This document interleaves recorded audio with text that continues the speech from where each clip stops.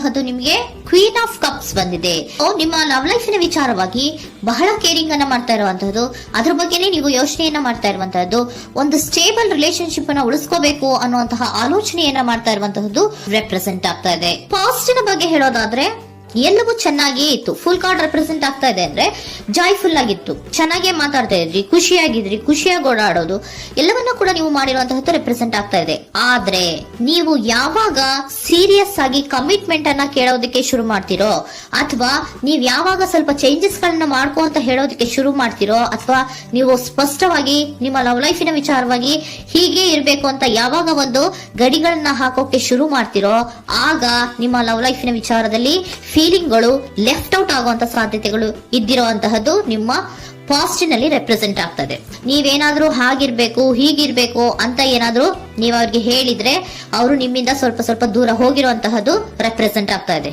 ಯಾಕಂದ್ರೆ ನೀವು ಖುಷಿಯಾಗಿರ್ಬೇಕು, ಸಂತೋಷ ಆಗಿರ್ಬೇಕು ಅಷ್ಟನ್ನ ಮಾತ್ರನೇ ಅವರು ಎಕ್ಸ್ಪೆಕ್ಟ್ ಅನ್ನ ಮಾಡುವಂತಹದ್ದು.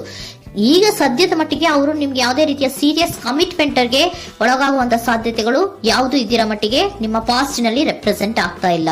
ಈ ಪರ್ಸನ್ ಏನು ಈ 4 ಕಾರ್ಡ್ ಬಂದಿದೆಯೋ, ಈ ಪರ್ಸನ್ ಸೀರಿಯಸ್ ಕಮಿಟ್ಮೆಂಟ್ ಗೆ ಸಿಗುವಂತಹ ಸಾಧ್ಯತೆಗಳು ಇದ್ದಿರೋ ಮಟ್ಟಿಗೆ ನಿಮ್ಮ ಪಾಸ್ಟ್ ನಲ್ಲಿ ಕಾಣಿಸ್ತಾ ಇಲ್ಲ. ಆಗ ಅವರಿಗೆ ಫೀಲಿಂಗ್ ಲೆಫ್ಟ್ ಔಟ್ ಆಗಿರುವಂತಹದ್ದು, ಅವರು ಸ್ವಲ್ಪ ಸ್ವಲ್ಪ ಚೇಂಜ್ ಆಗಿ ನಿಮ್ಮಿಂದ ದೂರ ಹೋಗಿರುವಂತಹದ್ದು ಈ ಕಾರ್ಡಿನಲ್ಲಿ ರೆಪ್ರೆಸೆಂಟ್ ಆಗ್ತಾ ಇದೆ.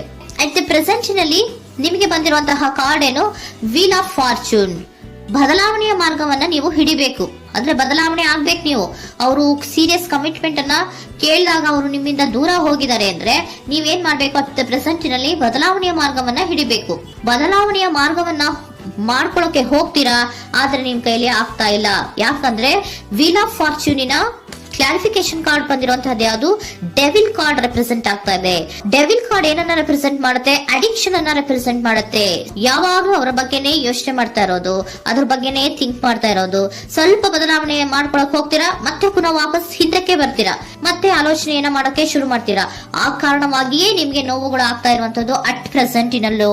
ನೀವು ಬದಲಾವಣೆ ಆಗೋಕೆ ಹೋಗ್ತೀರಾ, ಎಲ್ಲಿ ಬದಲಾವಣೆ ಆಗ್ತಾ ಇದ್ದೀರಾ, ಎಲ್ಲಿ ಚೇಂಜಸ್ ಆಗ್ತಾ ಇದ್ದೀರಾ, ನೀವು ಆಗ್ತಾ ಇಲ್ಲ. ಯಾಕೆ ಹೇಳಿ, ನಿಮ್ಮಲ್ಲಿ ಅಡಿಕ್ಷನ್ ಗಳು ರೆಪ್ರೆಸೆಂಟ್ ಆಗ್ತಾ ಇದೆ. ತುಂಬಾ ಅಡಿಕ್ಷನ್ ಇರೋದ್ರಿಂದ, ನಿಮ್ಮ ಲವ್ ಲೈಫ್ ನ ವಿಚಾರವಾಗಿ ನೀವು ತುಂಬಾ ಅಡಿಕ್ಟ್ ಆಗಿರೋದ್ರಿಂದ ನೀವು ಯಾವುದೇ ರೀತಿಯ ಬದಲಾವಣೆಯನ್ನ ನೀವು ಮಾಡ್ಕೋತಿಲ್ಲ. ನಿಮ್ಮ ಲವ್ ಲೈಫ್ ನ ವಿಚಾರವಾಗಿ ನೀವು ಬದಲಾವಣೆಯನ್ನೇ ಮಾಡ್ಕೋತಾ ಇಲ್ಲ. ಅವ್ರು ಕಮಿಟ್ಮೆಂಟ್ ಕೊಟ್ಟಿಲ್ಲ, ಅವ್ರು ಹೋದ್ರು ಅಂದ್ಮೇಲೆ ನೀವು ಮುಂದೆ ಬರ್ಬೇಕು, ನಿಮ್ಮ ಜೀವನದಲ್ಲಿ ನೀವು ಮುಂದೆ ಮುಂದೆ ಬರ್ಬೇಕು. ಸೊ ನೀವು ಮುಂದೆ ಬರಕ್ ಹೋಗ್ತೀರಾ, ಆದ್ರೆ ಅಲ್ಲೇ ಸ್ಟ್ರಕ್ ಆಗ್ತಾ ಇರುವಂತಹದ್ದು ರೆಪ್ರೆಸೆಂಟ್ ಆಗ್ತಾ ಇದೆ. ನೀವ್ ಯಾವಾಗ ಅಡಿಕ್ಷನ್ ಗಳನ್ನ ಜಾಸ್ತಿ ಮಾಡ್ಕೋತಿರೋ, ಅಬ್ಸೆಷನ್ ಆಗತ್ತೆ. ಯಾವಾಗ ನಿಮ್ಮಲ್ಲಿ ಅಬ್ಸೆಷನ್ ಗಳಾಗಕ್ಕೆ ಶುರು ಆಗುತ್ತೋ ಆಗ ನಿಮ್ಮ ನೋವುಗಳು ಜಾಸ್ತಿ ಆಗುತ್ತೆ. ಕಣ್ಣೀರಿಡೋದು, ನೋವನ್ನ ಪಡೋದು, ಸಂಕಟ ಪಡೋದು, ಪದೇ ಪದೇ ನೆನಪಿಸ್ಕೊಳ್ಳೋದು, ಅಳೋದು, ಆಗದೇ ಇಲ್ವೇನೋ ನನಗೆ ಅನ್ನುವಂತಹ ರೀತಿಯಲ್ಲಿ ಅಟ್ ಪ್ರೆಸೆಂಟ್ ನಲ್ಲಿ ಕೆಲವೊಬ್ರು ಇರುವಂತಹದ್ದು ರೆಪ್ರೆಸೆಂಟ್ ಆಗ್ತಾ ಇದೆ. ನೆಕ್ಸ್ಟ್ ಕಾರ್ಡ್ ಬಂದಿರುವಂತಹದ್ದು ಯಾವುದು, ಕ್ವೀನ್ ಆಫ್ ಪೆಂಟಿಕಲ್ಸ್ ಬಂದಿದೆ. ಸೊ ಕ್ವೀನ್ ಆಫ್ ಪೆಂಟಿಕಲ್ ಏನನ್ನ ರೆಪ್ರೆಸೆಂಟ್ ಮಾಡುತ್ತೆ, ನಿಮ್ಮನ್ನ ನೀವು ಗಮನವನ್ನ ಕೊಡಬೇಕು, ನಿಮ್ಮ ಕಡೆಗೆ ನೀವು ಹೆಚ್ಚು ಗಮನವನ್ನ ಕೊಡಬೇಕು. ಅವ್ರು ನಿಮ್ಗೆ ಸೀರಿಯಸ್ ಕಮಿಟ್ಮೆಂಟ್ ಕೊಡ್ಲಿಲ್ಲ, ಫೀಲಿಂಗ್ ಲೆಫ್ಟ್ ಔಟ್ ಆಯ್ತು, ಅವರು ದೂರ ಆಯ್ತು, ಹೋದ್ರು ಅಲ್ವಾ. ಸೊ ನೀವೇನ್ ಮಾಡ್ಬೇಕು, ನೀವು ನಿಮ್ ಕಡೆಗೆ ಗಮನವನ್ನ ಕೊಡಬೇಕು. ವೀಲ್ ಆಫ್ ಫಾರ್ಚೂನ್ ಅಂದ್ರೆ ಏನು, ನೀವು ಬದಲಾವಣೆಯ ಮಾರ್ಗವನ್ನ ಹಿಡಿಬೇಕು.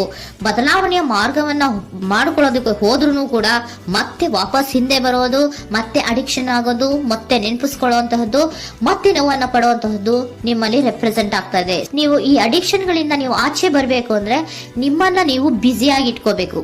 ಟೈಮ್ ಇದ್ರೂ ಕೂಡ ಮತ್ತೆ ಪುನಃ ಹಿಂದೆ ಬಂದು ನೀವು ಆಲೋಚನೆ ಮಾಡುವಂತಹ ಸಾಧ್ಯತೆಗಳು ಇದೆ. ಅದಕ್ಕೆ ನೀವು ಅಟ್ ಪ್ರೆಸೆಂಟ್ ನಲ್ಲಿ ನೀವು ಆ ಫೀಲಿಂಗ್ ಇಂದ, ಈ ನೋವಿನಿಂದ ನೀವು ಆಚೆ ಬರ್ಬೇಕಂದ್ರೆ ನೀವೇನ್ ಮಾಡ್ಬೇಕು, ಸ್ವಲ್ಪ ಏನಾದ್ರೂ ಬ್ಯುಸಿ ಆಗ್ಬೇಕು, ಕೆಲಸಗಳನ್ನ ಮಾಡೋದಕ್ಕೆ ಶುರು ಮಾಡ್ಬೇಕು. ನಿಮಗೆ ಗೊತ್ತಿರುವಂತಹ ಯಾವ ಕೆಲಸವಾದ್ರೂ ಸರಿ, ನೀವು ಸ್ವಲ್ಪ ಬ್ಯುಸಿ ಆಗಿರೋದಕ್ಕೆ ಪ್ರಯತ್ನವನ್ನ ಮಾಡ್ತಾ ಇರುವಂತಹದ್ದು, ಮಾಡುವಂತಹದ್ದು ರೆಪ್ರೆಸೆಂಟ್ ಆಗ್ತಾ ಇದೆ. ಕೆಲವೊಬ್ರು ಮಾಡ್ತಾ ಇದ್ದೀರಾ, ಕೆಲವೊಬ್ರು ಮಾಡುವ ಕಡೆಗೆ ಆಲೋಚನೆಯನ್ನ ಮಾಡ್ತಾ ಇರುವಂತಹದ್ದು ಅಟ್ ಪ್ರೆಸೆಂಟ್ ನಲ್ಲಿ ರೆಪ್ರೆಸೆಂಟ್ ಆಗ್ತಾ ಇದೆ. ಇಮಿಡಿಯೇಟ್ ಫ್ಯೂಚರ್ ನಲ್ಲಿ ಏನ್ ರೆಪ್ರೆಸೆಂಟ್ ಆಗ್ತಾ ಇದೆ, ನೈಟ್ ಆಫ್ ಸೋರ್ಟ್ಸ್ ರೆಪ್ರೆಸೆಂಟ್ ಆಗ್ತಾ ಇದೆ. ನೀವು ಕ್ವಿಕ್ ಥಿಂಕಿಂಗ್ ಅನ್ನ ಮಾಡಿ ಏನೋ ಒಂದು ಆಕ್ಷನ್ ಅನ್ನ ತಗೋಬೇಕು ಅನ್ನೋದ ಆಲೋಚನೆಯನ್ನ ಮಾಡ್ತೀರಾ, ಬಹಳ ಫೋಕಸ್ ಅನ್ನ ಮಾಡ್ತೀರಾ ಒಂದು ವಿಚಾರವಾಗಿ, ಕ್ವಿಕ್ ಥಿಂಕಿಂಗ್ ಅನ್ನ ಮಾಡ್ಬೇಕು ಅಂತ. ಮತ್ತೆ ಪುನಃ ಏನ್ ಮಾಡ್ತೀರಾ, ನಿಮ್ಮ ಮುಂದೆ 2 ಆಪ್ಷನ್ಗಳು ಬಂದ್ಬಿಡುತ್ತೆ. ಯಾವ್ದು ಮಾಡ್ಲಿ, ಹೇಗ್ ಮಾಡ್ಲಿ, ಏನ್ ನನ್ ಕೈಲಿ ಆಗ್ತಾ ಇಲ್ವಲ್ಲ ಮರೆಯೋದಕ್ಕೆ, ಮುಂದೆ ಹೋಗೋಣ ಅಂತೀನಿ, ಮತ್ತೆ ಏನಿದು ಕನ್ಫ್ಯೂಷನ್ ಅಂತ, ಮತ್ತೆ ಕನ್ಫ್ಯೂಷನ್ ಅಲ್ಲಿ ಇರುವಂತಹದ್ದು ಇಮಿಡಿಯೇಟ್ ಫ್ಯೂಚರ್ ನಲ್ಲಿ ರೆಪ್ರೆಸೆಂಟ್ ಆಗ್ತಾ ಇದೆ. ನೀವೇನ್ ಮಾಡ್ಬೇಕು, ಈ 2 ಆಯ್ಕೆಗಳಲ್ಲಿ ನಿಮಗೆ ಯಾವ ಆಯ್ಕೆ ಬೇಕು ಅನ್ನೋದನ್ನ ಫಸ್ಟ್ ಆಲೋಚನೆಯನ್ನ ಮಾಡಿ ನಂತರ ನಿರ್ಧಾರವನ್ನ ಮಾಡಬೇಕಾಗುತ್ತೆ. ಡಿಟರ್ಮಿನೇಷನ್ ಅಂಡ್ ಡೈರೆಕ್ಷನ್, ನಿರ್ಣಯವನ್ನ ಮಾಡಿ ಅದೇ ದಾರಿಯಲ್ಲಿ ನೀವು ಮುಂದೆ ಹೋಗ್ಬೇಕು. ಈ ಆಲೋಚನೆಯನ್ನ ಮಾಡಬೇಕು. ಆ ರೀತಿಯ ಆಲೋಚನೆಯನ್ನ ಮಾಡಿದ್ರೆ ಇನ್ ನಿಯರ್ ಫ್ಯೂಚರಿನಲ್ಲಿ ನೀವು ಆ ರೀತಿ ಆಲೋಚನೆಯನ್ನ ಮಾಡಿದ್ರೆ ನಿಮ್ಮಲ್ಲಿ ಒಂದು ಪಾಸಿಟಿವ್ ಚೇಂಜಸ್ ಗಳಾಗತ್ತೆ. ಸ್ಟಾರ್ ರೆಪ್ರೆಸೆಂಟ್ ಆಗ್ತಾ ಇದೆ, ಕೆಲವೊಂದು ರೀತಿಯ ಪಾಸಿಟಿವ್ ಚೇಂಜಸ್ ಗಳು ಆಗತ್ತೆ. ನಿಮ್ಗೆ ಏಂಜಲ್ ಗೈಡೆನ್ಸ್ ಏನ್ ಕೊಡ್ತಾರೆ ಅನ್ನೋದನ್ನ ನೋಡೋಣ. ನಾಟ್ ದ ರೈಟ್ ಟೈಮ್, ಇದು ಕರೆಕ್ಟ್ ಆಗಿರುವಂತಹ ಟೈಮ್ ಅಲ್ಲ.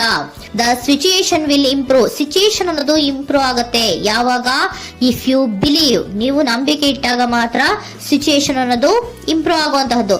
ಏನೀಗ ಬೇಜಾರಿನಿಂದ ಇದ್ದೀರಲ್ಲ, ಈ ನೋವು ಯಾವಾಗ್ಲೂ ಶಾಶ್ವತವಾಗಿ ಇರುವಂತಹದ್ದು ಅಲ್ಲ. ನಾಟ್ ದ ರೈಟ್ ಟೈಮ್, ಇದು ಕರೆಕ್ಟ್ ಆಗಿರುವಂತಹ ಸಮಯ ಅಲ್ಲ. ಸ್ವಲ್ಪ ವೇಟ್ ಮಾಡು, ನೀವು ಚೇಂಜಸ್ ಮಾಡ್ಕೊಳ್ಳೋ ಕಡೆಗೆ ಹೆಚ್ಚು ಗಮನವನ್ನ ಕೊಡು, ಅಲ್ಲಿ ಚೇಂಜಸ್ ಆಗತ್ತೆ ಅನ್ನೋದನ್ನ ಏಂಜಲ್ ಗೈಡೆನ್ಸ್ ನಿಮ್ಗೆ ಕೊಡ್ತಾ ಇದ್ದಾರೆ. Surrender your full power. Your life is a calling for you to step into your full power rather than playing it small. ನೀವು ಧೈರ್ಯವಾಗಿ ಒಂದು ಹೆಜ್ಜೆಯನ್ನ ಮುಂದಕ್ಕೆ ಇಡಬೇಕು. ಸೊ ಮುಂದೆ ಹೋಗುವಂತಹ ಆಲೋಚನೆಯನ್ನ ಮಾಡಬೇಕು. ಪವರ್ ಇಂದ, ನಿಮ್ಮಲ್ಲಿರುವಂತಹ ಪವರ್ ಅನ್ನ ಯೂಸ್ ಮಾಡ್ಕೊಳ್ಳಿ. ಯಾಕೆ ನನ್ನಲ್ಲಿ ಏನಿಲ್ಲ, ನನ್ನ ಕೈಲಿ ಏನೂ ಆಗಲ್ಲ ಅಂತ ಯಾಕೆ ಕೂತಿದ್ದೀರಾ? ನೀವು ಏನ್ ಮಾಡ್ಬೇಕು, ಬಹಳ ಧೈರ್ಯದಿಂದ ಮುಂದಕ್ಕೆ ಹೋಗಿ ಅನ್ನೋದನ್ನ ನಿಮ್ಗೆ ಸರೆಂಡರ್ ಕಾರ್ಡ್ಗಳು ಕೂಡ ಹೇಳ್ತಾ ಇದ್ದಾರೆ.